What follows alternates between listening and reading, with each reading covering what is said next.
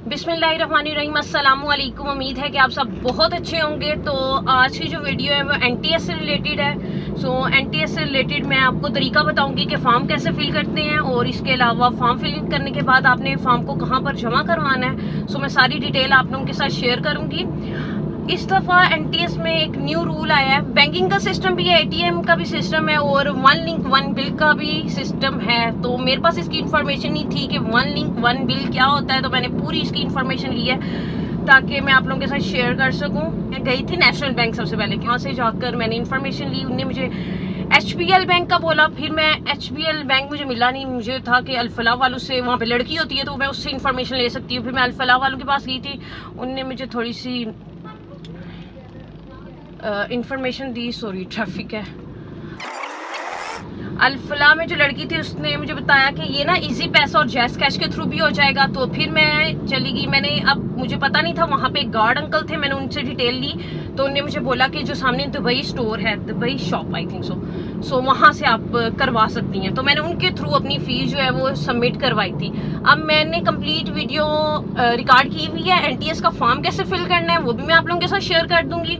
और इसके अलावा मैं आप लोगों के साथ अभी शेयर कर देती हूँ दुबई शॉप भी, जहाँ पे मैं चालान जमा करवाने जा रही हूँ। और 2 दिन लगते हैं, स्टेटस अपडेट हो जाता है। ठीक है, पहले तो अगर मैंने भी फीस जमा जाकर करवाई है ना, मेरा वहाँ पर स्टेटस अपडेट नहीं होगा कि मैंने फीस जमा करवाई है।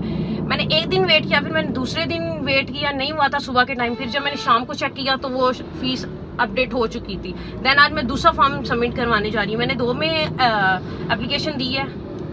सो मेरे मतलब 2 फॉर्म्स हैं। एक फॉर्म मैं सबमिट करवा चुकी हूँ, दूसरा आज करवाने आई हूँ। मुझे था कि कंफर्मेशन हो जाए फिर मैं दूसरा करवाऊँ। तो फाइनली मेरा एक क्लियर हो गया, फिर उसकी फ़ी अपडेट हो गई है। तो आज मैं दूसरा करवाने लगी हूँ। तो दुबई मोबाइल सेंटर है इस जगह का नाम।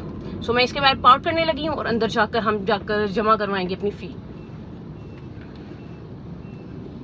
मैं थोड़ा ना आगे ना कर देती हूँ पार्क, क्योंकि यहाँ पे ट्रैफिक पुलिस वाले बहुत अच्छे से अपनी सर अंजाम दे रहे हैं अपना काम बहुत ज़बरदस्त तरीके से। सो इधर मुझे पार्क नहीं करने दे। So let's go.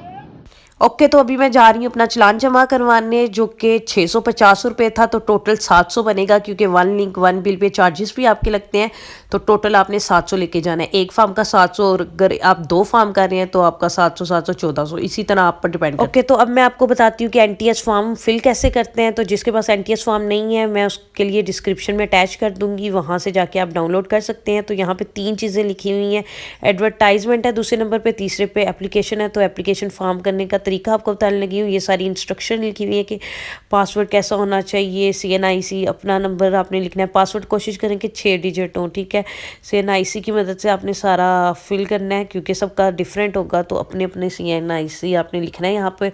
फिर जनाब पासवर्ड आपने 6 डिजिट्स लिखने हैं, तो कन्फर्म भी करना है। उसके बाद पासवर्ड डिसाइड पोस्ट पर जाके जितनी भी पोस्ट वगैरह आई हुई हैं वो करना है। यहाँ पर मैंने अपना CNIC नंबर लिख दिया है और कंफर्म भी कर लिए CNIC नंबर। अब डिज़ायर्ड पोस्ट सेलेक्ट करते हैं। तो यहाँ पर जाएं, देखें आपको सारी पोस्टें नज़र आ रही होंगी।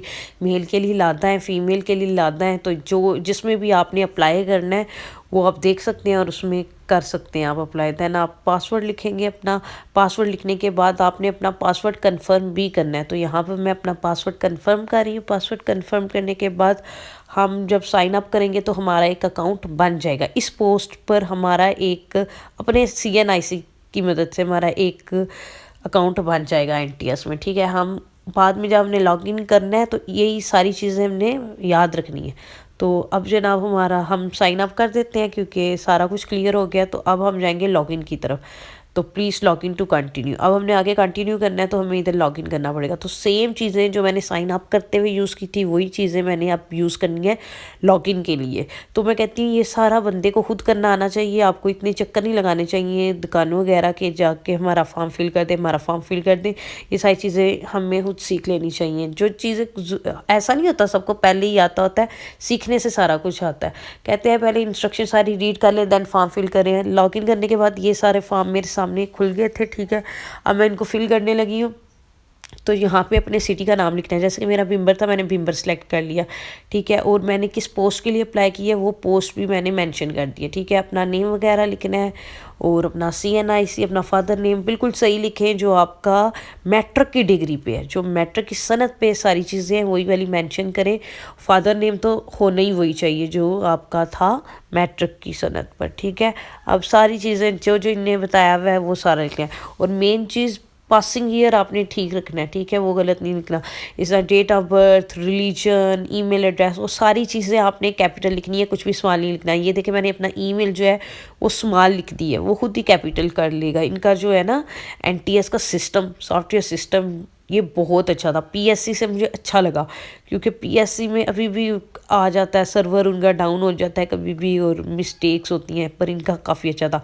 अब जनाब किस हल्के में टेस्ट देना है वो भी मेंशन था, तो LA7 भिंबर 3 और यहाँ पे बरनाला भी था और समानी भी था, तो मैंने भिंबर चूज़ किया। ओके, सो पोस्टल एड्रेस, ठीक है, मैंने एड्रेस अपना ना इधर लिख कर रखा होता है अपने नोट्स में, तो मैंने सारी चीज़ें अपने नोट्स में लिख के रखी होती है। यहाँ से जनाब मैंने कॉपी किया इसको और वहाँ जाकर मैं पेस्ट कर दूँगी।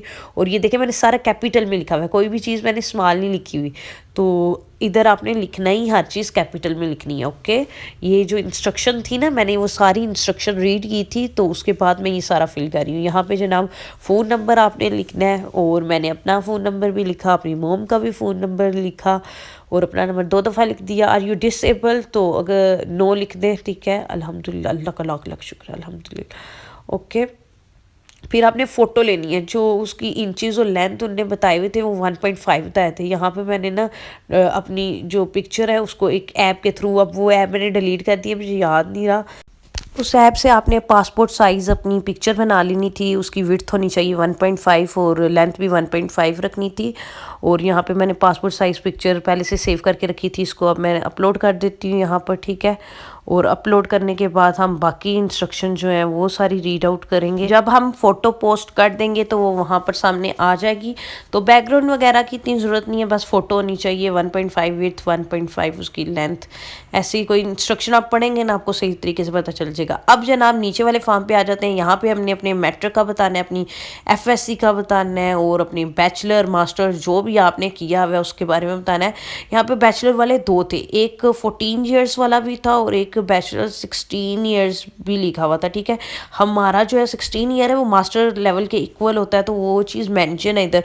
और मैं शुक्र कर रही थी कि ये चीज़ मेंशन है इधर, क्योंकि नहीं पता चलता कभी कभी हम जब बैचलर की बात करते हैं तो ऐसे लगता है कि लाइक हमने सिर्फ बैचलर किया हुआ है, मास्टर किया ही नहीं है।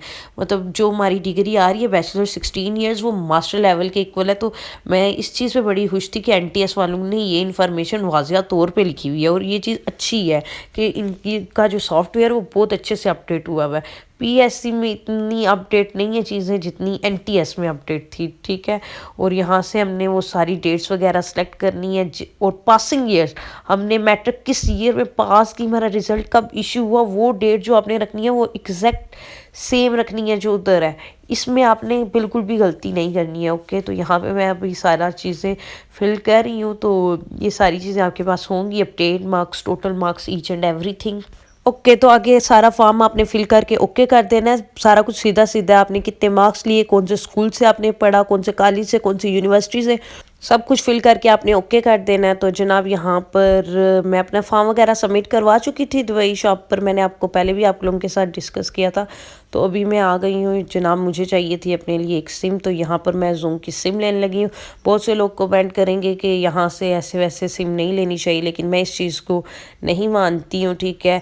आपकी सिम में आपने इस्तेमाल में लानी है, आपको ज़रूरत है तो लें, ये नहीं चीज़ देखनी है आपने कैसे और क्यों, और इसका मिसयूज़ होगा, आपका नंबर इधर उधर चला जाएगा। आपके पास सिंपल ब्लॉक का ऑप्शन है, अगर आपको कोई डिस्टर्ब करता है तो आप सीधा ब्लॉक कर दें।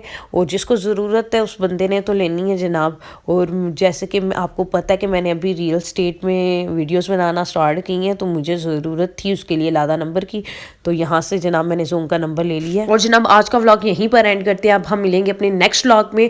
होप सो कि आपको सारी समझ आ गई होगी NTS की। अल्लाह हाफिज़।